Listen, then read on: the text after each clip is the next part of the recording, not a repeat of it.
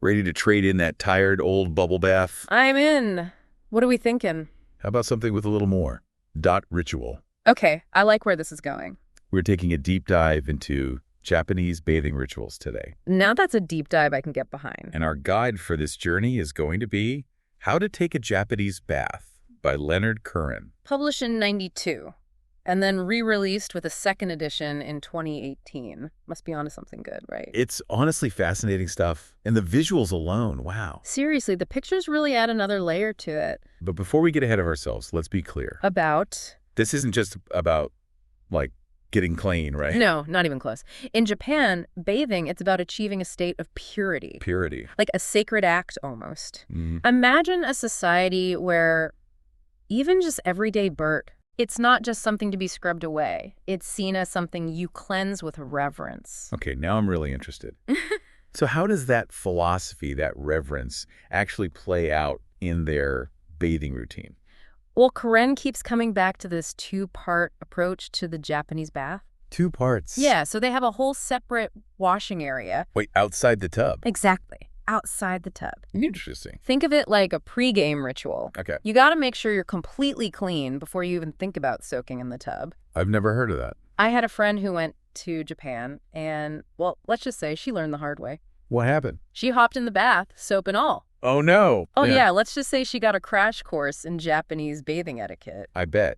But I get it. It makes sense if the bath itself is more about relaxation and reflection. Exactly, and they even have specific terms for it. The bath is furo, and the hot water is you. Furo and you. You'll see that you character everywhere. Entrances to public baths, traditional artwork, everything. Really? Yeah, it's like the symbol of this whole purification ritual. Wow. So from the language to the actual visuals, it's everywhere. It seems really deep-rooted. Totally. And Koren even mentions how, historically, Japanese baths, they actually evolved from these steaming volcanic hot springs. Oh, yeah, those are amazing. Do they view those as having, like, spiritual powers? Pretty much. They believed those natural pools had the power to exorcise impurities. Wow. A direct link to the divine. That's incredible. And what's amazing is that they've carried that reverence for water and cleansing from ancient times all the way to their modern lives. It really makes you wonder if they're onto something. Right. So we've got the history, we've got the philosophy, but how about we get down to the nitty-gritty? Let's do it. Koren outlines a 12-step process for actually experiencing a traditional Japanese bath at home. 12 steps. 12 steps. Should we walk through it? Let's do it. Okay, so picture this. You've gathered all your supplies: soap, shampoo, washcloths. Just don't forget the bucket. Oh, right, the trusty plastic bucket. Essential. Which, fun fact, if you ever go to a public bath in Japan, that bucket becomes your portable locker. That's amazing. I would not have thought of that. Pretty clever, right? Okay, so step 2. This is all about setting the mood. Okay. Doesn't matter if you're an early bird or a night owl, a Japanese bath is there to welcome you. With open arms. Or should I say, warm waters. I like it. Okay, step 3. Time to prep the furo. All right, let's heat things up. And I mean that literally. We're talking hotter than your average bath. Oh, yeah. How hot are we talking? And make sure to give it a good swirl. Even temperature is key. Nobody wants a cold shock mid-soak. No, thank you. All right, that brings us to step 4. The all-important first rinse. Okay. Remember that bucket we talked about? Yeah. That's your tool. You're going to scoop water from the tub and give yourself a good rinse down. Before you even get in. Before you even get in. Think of it like literally washing away the day. I can get behind that. And this is where that image of someone rinsing with the bucket comes in handy, right? Exactly. Visualization is key. Okay. Now, step 5. This is where the real magic happens. I'm ready. It's time to gently ease yourself into the steaming bath. Here we go. But, and this is a big but, Uh-oh. this isn't your typical, bubble bath free-for-all. Okay, what's the protocol here? Think stillness. Think quiet contemplation. I like it. No splashing, no frantic scrubbing. Okay, so just relax and let the stress melt away. Exactly. Just surrender to the warmth and let the day's stress just melt away. I can practically feel my blood pressure dropping already. Right. And that is the beauty of it. Step 6 is all about soaking until you are completely warmed through. Warmed through. I always imagine emerging from the bath like a perfectly cooked noodle. A perfectly cooked noodle. That's a new one. Soft and pliable. Okay, I like it. Yeah. What comes after we've achieved peak noodle status? Step 7. Time to soap up. Finally. And this is crucial. You lather up outside the tub Wait, really? using water from the faucet or scooped from the bath. The U stays pristine. The U stays pristine. And we actually have an image for this one, too. Someone lathering up outside the tub. I like it. Visual aids are always good. It's all about keeping that bath water pure. Makes sense. Okay, so once you're squeaky clean, it's time for rinse number 2. Rinse and repeat, kinda. Exactly. Step 8. Wash away those suds. Prepare yourself for the grand finale. Ooh, the grand finale. Bring it on. What's step 9? Get ready for pure bliss. Hit me. This step is simply titled Relax. Okay, I can work with that. That's it. That's the step. Ease back into the furo. Let the heat just envelop you. Surrender to the moment. Sounds amazing. Koren really emphasizes how it's a deeply spiritual experience. I can see why. And looking at this image of someone soaking in the bath under the stars, Oh, wow. it really is about connecting with something bigger than ourselves. Yeah. Okay. So after we've achieved a state of Zen-like relaxation, what's next on our Japanese bathing adventure? Tell me more. Step 10, it's time to climb out of the tub. Already. But don't worry, the relaxation isn't over just yet. Okay, good. And this is where things get really interesting, especially for those of us used to our, Western bathing routines. Well, this is so different. We're about to dive into the world of communal bathing. Okay, now we're talking. This is the part I've been waiting for. Tell me everything. Get ready to say goodbye to that bathrobe. And my fuzzy slippers, too. We're going communal! All right. I'm intrigued. We're talking Sento public bathhouses Okay. and Onsen hot springs resorts. Ah, Sento and Onsen. They're like staples of Japanese culture. People gather not just for a soak. There's got to be more to it than that. Right, but for community, connection. Okay, I'm getting some serious FOMO right now. Paint me a picture. What's the vibe like at one of these places? Okay, so imagine stepping into this space. It's filled with steam. Ooh, I like it. And it's rising from this big communal pool. Okay. You can hear the gentle murmur of conversations, maybe a chuckle or two. Sounds so peaceful. It really is. Just people from all walks of life coming together, stripping away their troubles. And their titles, literally. Literally, yeah, to enjoy this simple pleasure of a shared bath. It's interesting how different cultures view privacy. Like here in the West, we're all about that solitary soak. For sure. I mean, don't get me wrong. Yeah. Most Sento and Onsen have separate bathing areas for men and women. Okay, good to know. But there's still this element of shared intimacy that's pretty unique, Yeah, totally different from what we're used to.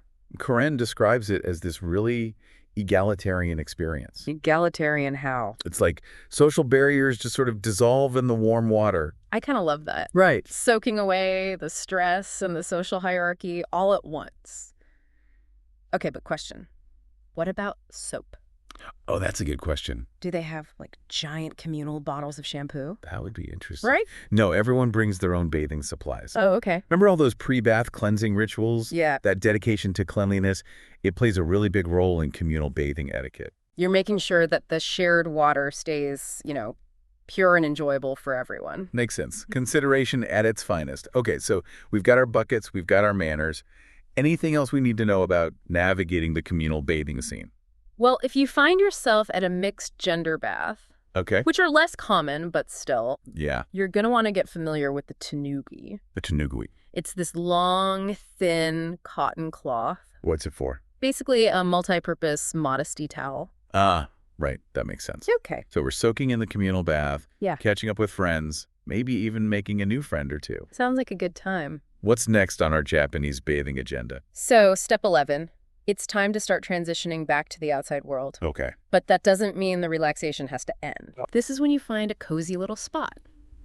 Maybe sip on some green tea I could get used to this. and just let those magnificent thoughts, as Koren puts it, fill your mind. The coveted a press bath experience. Exactly. I love how intentional it all is. Like they designed this whole ritual Yeah. to maximize relaxation and contemplation. Right. And it really highlights something so crucial about the Japanese approach to bathing in general. It's not just about cleansing the body. It's deeper than that. It's about cultivating the sense of inner peace and harmony as well. It makes you really think about how we approach bath time in the West. Like, we just rush through it. We do. Another chore to check off the to-do list. It's true. Instead of a chance to really reconnect with ourselves. Right.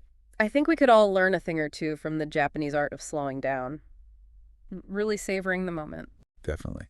So, as we're starting to wrap our minds around the end of our Japanese bathing journey, Yeah. what are some key takeaways our listeners can apply to their own lives, even if they don't have a furo or a sento just hanging out in their backyard? Well, I think the biggest one is just the power of transforming something mundane into something mindful. I like that. Like, even if you only have 5 minutes for a shower, you can still elevate that into a mini ritual. Okay, how? Light a candle, use some aromatherapy oils, really focus on how the water feels on your skin. Create a whole experience. Exactly. It's about nourishing your mind and body. I love that. It's about finding those moments of peace Yes. in our crazy, chaotic lives. Exactly. We might not all be able to recreate the exact conditions of a Japanese bathhouse. Right. But we can embrace the philosophy behind it. Totally. And that philosophy, it goes way beyond just, the physical act of bathing. It does. It's about approaching everything with that same intentionality. Yeah. Respect, appreciation for simplicity. Couldn't have said it better myself. Okay, so before we get to the final step in Koren's guide, Yes. I'm curious to get your take on something. We've talked a lot about the physical aspects of Japanese bathing, Yeah. even the spiritual side of things. Mm-hmm. But what about the social element? What role does socializing actually play in this whole experience? It's huge, especially in the context of Sento and Onsen.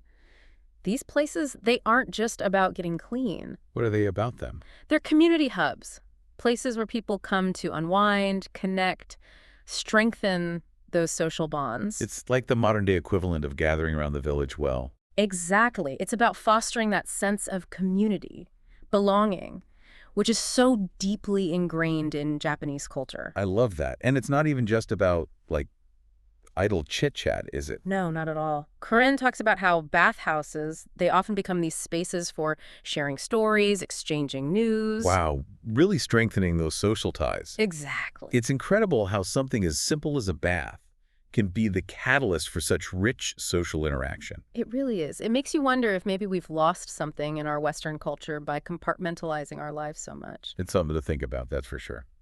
Okay, let's get back to those 12 steps. We're almost at the grand finale. Step 12. What profound wisdom awaits us? Step 12. This is where we embrace the afterglow. Okay, the afterglow. You know that feeling of serenity? Yep. The one that kind of washes over you after a truly immersive bath. Oh, I know exactly what you mean. That's what this is all about. Koren actually calls it the après-bath cool-off. A prey bath. I like it. Find a comfy spot to relax. Let those, in Koren's words, magnificent thoughts fill your mind. I'm picturing myself wrapped in a fluffy towel, Perfect. maybe sipping on some herbal tea. This really is the perfect way to end a bath. It really is, and it just underlines how important this whole idea of intentionality is to Japanese bathing. How so? We've said it before, but it's not just about cleansing the body. It's about creating a sense of inner peace. Finding that harmony. Exactly. It makes you think about our own bathing rituals. Sometimes I feel like I'm just going through the motions. Right, like you're on autopilot. Totally. Just another thing to check off the to-do list for the day, I've been there. instead of really taking the time to reconnect with myself. I think that's the key takeaway here. We could all learn a thing or two from the Japanese approach. Slow down. Savor the moment. Definitely. So as we're wrapping up our deep dive into Japanese bathing rituals, is there anything else our listeners can take away from this? Even if they don't have a traditional furo at home. Even without the traditional setup, I think the most important thing is remembering that power of mindfulness. Mindfulness, okay. Taking something ordinary, like a quick shower, and making it into a ritual. Okay, I like that. Just a few small changes, like what? Light a candle, use essential oils, anything that helps you focus on your senses. It's about making it an experience. So even if we can't recreate an entire Japanese bathhouse in our homes, we can at least try to bring that same energy to our own routines. 100%. It's about finding those small moments of peace. In our busy, chaotic lives. Exactly. Well, this has been amazing. Honestly, eye-opening. I think I speak for both of us when I say I'm feeling very inspired to incorporate a little more of what we've talked about today into my own life. Me too. I think we could all use a little more peace and tranquility these days, don't you think? Couldn't agree more. All right, that's about all the time we have for today. But thanks for joining us for this deep dive into the fascinating world of Japanese bathing rituals. It was my pleasure. Until next time, may your baths be warm, your thoughts be clear, and your spirit be refreshed.